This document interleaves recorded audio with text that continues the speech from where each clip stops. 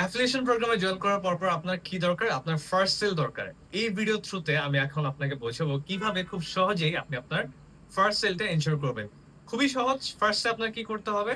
আপনার যদি কোনো প্ল্যাটফর্ম না থাকে তাহলে আপনি আপনার বিল্ডিং অথবা বাসার আশেপাশে আপনার যে প্রতিবেশী যারা আছে তাদেরকে কিন্তু আপনি টার্গেট করতে পারেন। তাদেরকে টার্গেট করলে তাদের মধ্যে এরকম মানুষ থাকতে পারে যাদের 10 মিনিট স্কুলে একটা কোর্সের প্রয়োজন আছে, যেমন তারা যদি ইউনিভার্সিটিতে পড়ে, কিংবা তাদের যদি কোনো ছোট ভাই বোন থাকে যারা 6, 7, 8, 9 এ পড়ে, কিংবা এসএসসি এইচএসসি তে পড়ে, তাদেরকে কিন্তু আপনি টার্গেট করে যে কোনো একটা কোর্স সেল করতে পারবেন।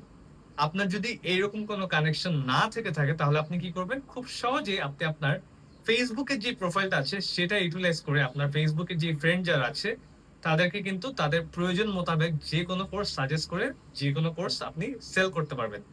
তেমনি ভাবে ফেসবুকে অনেক বড় বড় কিন্তু প্ল্যাটফর্ম কিংবা ফেসবুক গ্রুপ আছে, যেখানে পড়াশোনা সংক্রান্ত অনেক ডিসকাশন করা হয়, ইংলিশে স্পিকিং রিলেটেড অনেক ডিসকাশন করা হয়।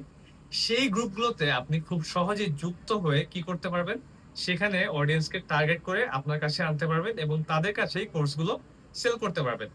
লাস্টলি আপনি যেটা করতে পারেন, আপনার নিজস্ব একটা ফেসবুক গ্রুপ ক্রিয়েট করতে পারেন, যেখানে আপনার বন্ধুদের থ্রুতে আপনি ওই গ্রুপের মেম্বার কাউন্ট বাড়াবেন।